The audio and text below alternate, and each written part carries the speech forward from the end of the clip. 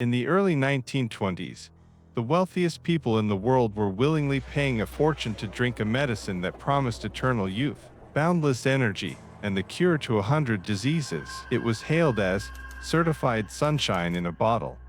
But behind the luxury, a horrific reality was brewing. This medicine wasn't a cure. It was a slow-motion nuclear bomb. And within a few years, it would literally melt the bones of the people who drank it, leaving them without jaws, without skulls, and trapped in a waking nightmare. This is the story of Radithor, the day science sold madness as medicine, and how the world fell in love with the killer. To understand how this nightmare began, we have to travel back to an era of blind scientific optimism. The year is 1898. Marie and Pierre Curie discover a mysterious new element. It glows in the dark. It generates warmth without any fire. They call it radium. The world went absolutely mad for it. Because it was so powerful and mysterious, people assumed it possessed magical healing properties. It became the ultimate marketing buzzword. Suddenly, there were radium-infused toothpastes, radium cosmetics for glowing skin, and even radium water crocs. But it wasn't just a gimmick for the poor. A self-proclaimed doctor named William J. Bailey decided to take this obsession to the absolute extreme. He manufactured a patent medicine called Radithor. It was shockingly simple: triple distilled water infused with two specific radioactive isotopes, radium-226 and radium-228. Bailey advertised Radithor not just as a supplement, but as a perpetual motion machine for the human body. He claimed it stimulated the endocrine system, cured impotence, and flooded the blood with vital energy. It was incredibly expensive, making it a status symbol for the elite. But here is the terrifying question. If you are enjoying this deep dive into history's darkest mysteries, hit that subscribe button right now, because what happened next to the man who made Radithor famous will make you question how much we can trust the medical breakthroughs of today. Enter Eben Byers. He was the epitome of American success, a wealthy industrialist, a graduate of Yale, a champion amateur golfer, and a famous playboy. In 1927, after injuring his arm on a train, his doctor suggested a new, luxurious tonic to help his recovery, Radithor. Byers didn't just take it, he fell in love with it. He claimed it made him feel completely rejuvenated. He drank up to 3 bottles of Radithor every single day. He recommended it to his business partners, bought cases of it for his girlfriends, and even fed it to his racehorses. Over 3 years, Byers consumed more than 1,400 bottles of radioactive water. What Byers didn't know was that his body was undergoing a catastrophic chemical deception. To understand why Radithor was so quietly malicious, we have to look at the periodic table. On a cellular level, radium behaves almost identically to calcium. When Byers drank Radithor, his bones mistook the radioactive radium for calcium. His body actively took the poison from his blood and locked it deep inside his skeleton. Day after day, bottle after bottle, Byers was building a skeletal system made of pure and stable radiation. Inside his bones, the radium began to decay, releasing what scientists call alpha particles. Think of alpha particles as subatomic cannonballs. They are heavy, high-energy particles that slam into DNA and cellular structures at devastating speeds.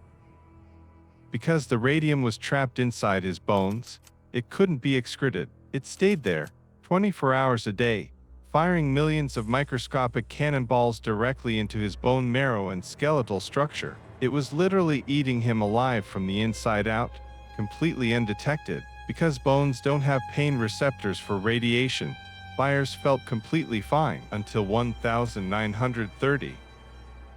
Suddenly, the miracle drug turned off its mask. It started with a dull ache in his jaw, then a severe headache that wouldn't go away. His weight plummeted. His skin turned a sickly, pale gray.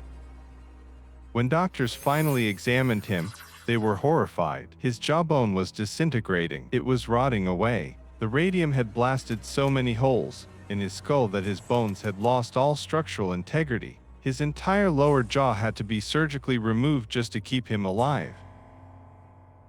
By 1931, the Federal Trade Commission began investigating William Bailey's miracle water. They sent an attorney named Robert Wynne to interview Eben Byers at his mansion. When Wynne walked into the room, he gasped. Wynne later wrote that Byers was a living ghost. He could barely speak. His entire lower jaw and most of his upper jaw were gone. All of his remaining teeth were falling out. There were holes forming directly through his skull, exposing his brain to the open air. Yet, his mind was perfectly clear. He knew exactly what had destroyed him. Before we reveal the final, catastrophic fate of Byers and how his tragedy actually saved millions of lives, including yours, take a moment to like this video. Tells the algorithm that deep, thoroughly researched historical truths matter. Byers was too weak to attend the court hearing against Radithor, but his empty chair spoke louder than any witness. His tragic condition forced the government to act. On March 31, 1932, Eben Byers died an agonizing death. He was only 51 years old. Because his body was emitting so much intense radiation, Byers could not be buried in a standard wooden coffin. He was placed inside a coffin lined with thick sheets of solid lead, designed to prevent the radiation from seeping into the surrounding soil and water table. But the story doesn't end in 1932. In 1965, more than 33 years after his death, a team of scientists received permission to exhume Eben Byers' body for scientific study. They opened the lead coffin, expecting to find normal skeletal remains. Instead, when they pointed a Geiger counter at his bones, the machine went completely haywire. His remains were still highly radioactive. The half-life of radium-226 is 1,600 years. This means that today, as you watch this video, Eben Byers' skeleton is still glowing in the dark beneath the earth, and it will continue to blast alpha particles into that lead coffin for the next several millennia. What happened to William Bailey, the creator of this poison? He was never criminally convicted. He simply closed the company and opened a new one, selling radioactive belt buckles and paperweights. He died years later of bladder cancer, completely denying that his miracle water had caused any harm. But Eben Byers did not die in vain. His horrific, highly publicized death shocked the American public and gave the Food and Drug Administration, the FDA, the absolute power it needed to tightly regulate patent medicines and shut down radioactive tonics forever. Every time you look at a warning label on a bottle of medicine, or every time you trust that a drug prescribed by your doctor won't secretly dissolve your body, you are relying on a safety system built on the bones of Eben Byers. The next time someone offers you a trendy, unverified miracle cure that promises to solve all your problems, remember Radithor. Because sometimes, the things that make us feel the most alive are the very things waiting to consume us.